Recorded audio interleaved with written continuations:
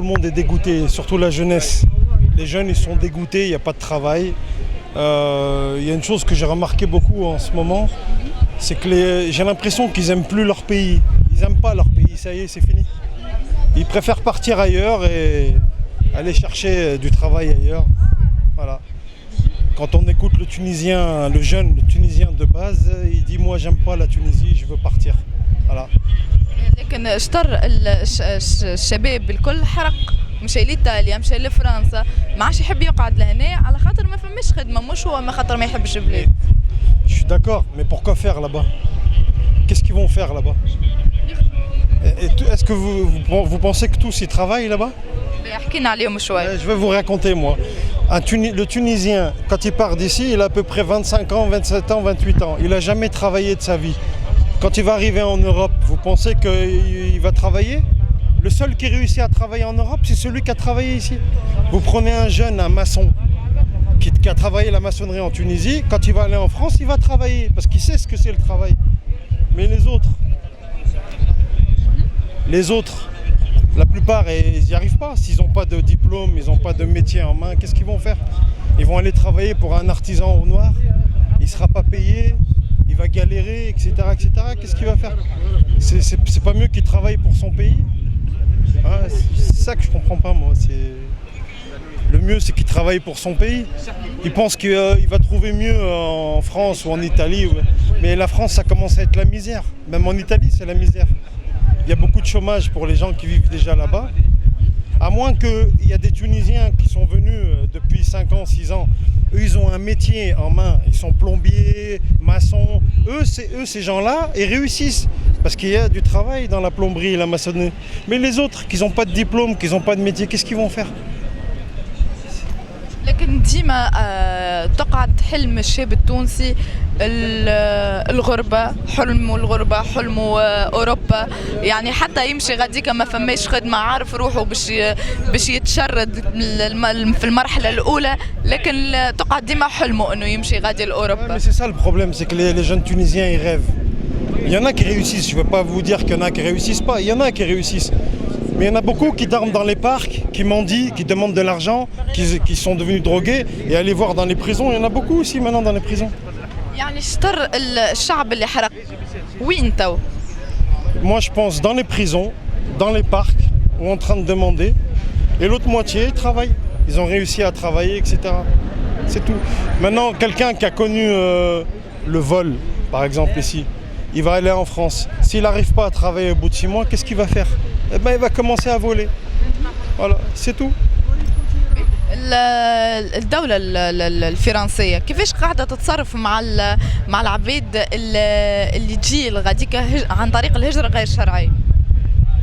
كيفاش تتصرف معاهم l'État? Avec les sans-papiers, après en France il y a des lois, il n'y a personne qui est au-dessus des lois, donc on respecte les lois. Ils vont dans des centres de détention, etc. Mais qu'est-ce que vous voulez que je vous dise, moi? C'est un phénomène, il n'y a pas qu'en France, c'est mondial ça. Hein. Il y a l'Espagne qui vit ça, les États-Unis, l'Amérique du Sud, c'est un phénomène mondial. Après, le seul moyen pour moi, c'est que l'économie tunisienne va mieux. C'est qu'il y ait du travail en Tunisie pour que les gens ne partent pas. C'est pas normal qu'un médecin, quelqu'un qui fait des études de médecine en Tunisie pendant des années, il est payé, on lui paye ses frais d'études, etc. La Tunisie paye ses études pour qu'à la fin il aille travailler au Canada ou en France. C'est pas normal ça, c'est pas normal. Il doit au moins travailler pendant 5 ans en Tunisie et ensuite partir, pas avant. Moi je pense que c'est au niveau en Tunisie qu'il faut améliorer les conditions de travail, même changer les lois. Vous voulez monter une société en Tunisie, c'est très très très très compliqué. Donc vous ne donnez pas la possibilité à un jeune qui veut se lancer, vous le dégoûtez. À chaque fois qu'un jeune il veut faire quelque chose en Tunisie, on le dégoûte. Donc il se dit je vais aller chercher mon bonheur ailleurs. C'est ça le problème en Tunisie, on est encore au ralenti. Et les gens ils ont eu cet espoir après la révolution que ça allait changer, etc. Mais c'est très difficile. Moi je pense que, après c'est personnel, il y a des gens qui sont en place en Tunisie qui devraient gentiment partir en retraite et laisser les jeunes travailler à leur place. Parce que c'est ces gens-là qui freinent le pays. Parce que des diplômés, il y en a, des gens très intelligents, il y en a. En Tunisie, on a des gens qui font de longues études, mais pour rien, c'est ça le pire, pour rien du tout. C'est pas normal. Un étudiant qui vit dans un foyer, qui fait des études pendant des années et à la fin il n'a rien, c'est catastrophique. Pour un pays, c'est catastrophique. Quand un étudiant qui sort de médecine et le pays ne peut pas lui offrir un métier, c'est catastrophique. Il faut commencer par la base. Mais après, il y a pas mal de choses qui se passent en Tunisie qui ne sont pas normales. Je veux dire, dans le numérique, par exemple, moi j'ai affaire à l'administration. Vous allez dans des bureaux, il y a 5-6 ans en arrière, on était passé un petit peu en numérique. Là maintenant, on a des gens qui sont venus en place, je ne veux pas citer le nom, mais vous voyez de qui je parle. C'est des gens qui maintenant qui veulent retourner au papier, qui vous demandent des reçus, qui donnent des reçus papier, etc., etc. Alors qu'il y a 5 ans, on commençait à passer à l'ère numérique. On perd du temps, on perd de l'argent. Moi j'ai passé la matinée à la banque. Parce que à la BH, parce qu'à la BH, leur réseau bancaire il est en panne. C'est que le temps, c'est de l'argent en fait. Le réseau, que ce soit bancaire, le réseau, toutes sortes de réseaux en Tunisie, il est au ralenti. Et il n'y a personne qui a réussi à venir mettre un coup de pied dans la fourmilière pour dire voilà, maintenant il faut accélérer les choses. Dès que quelqu'un veut changer les choses en Tunisie, on le dégage. Pourquoi, à votre avis? Parce qu'il y a un système qui est en place et il y en a certains qui veulent le laisser en place. Ça les arrange, tout simplement. Voilà. Pour moi, c'est ça. Il y a beaucoup de jeunes. Comment ça se fait que vous trouvez ça normal que des jeunes Tunisiens hyper diplômés qui vont monter des startups ailleurs dans le monde alors qu'ils peuvent monter des startups ici en Tunisie, peuvent faire évoluer la Tunisie? Pourquoi un Tunisien ingénieur va aller travailler pour une société étrangère alors qu'il pourrait travailler pour son pays?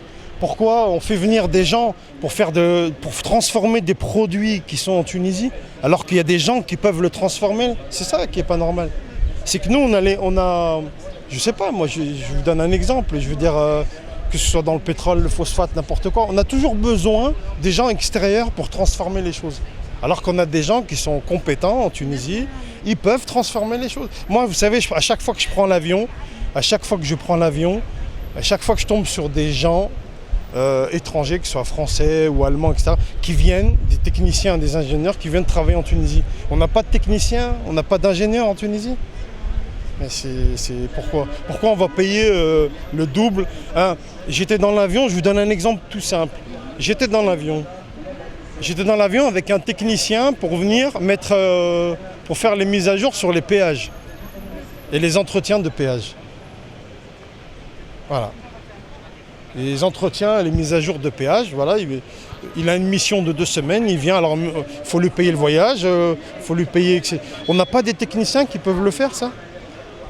Et est-ce que c'est une solution de tout vendre en Tunisie? De tout vendre au privé, de tout vendre aux étrangers? C'est pas une solution pour moi, ça.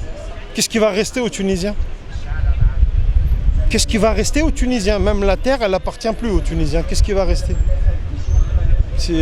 En fait, si vous voulez,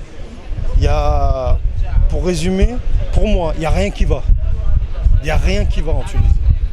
À mon avis, je pense que c'est plus un problème de mentalité. Il faudrait que les jeunes, maintenant, ils arrêtent avec cette histoire de partir, qu'ils n'aiment plus leur pays. Pour pouvoir changer les choses, il faut déjà aimer son pays. Il ne faut pas cracher sur sa terre, il ne faut pas jeter la poubelle par terre, il faut d'abord l'aimer, son pays, pour qu'il évolue.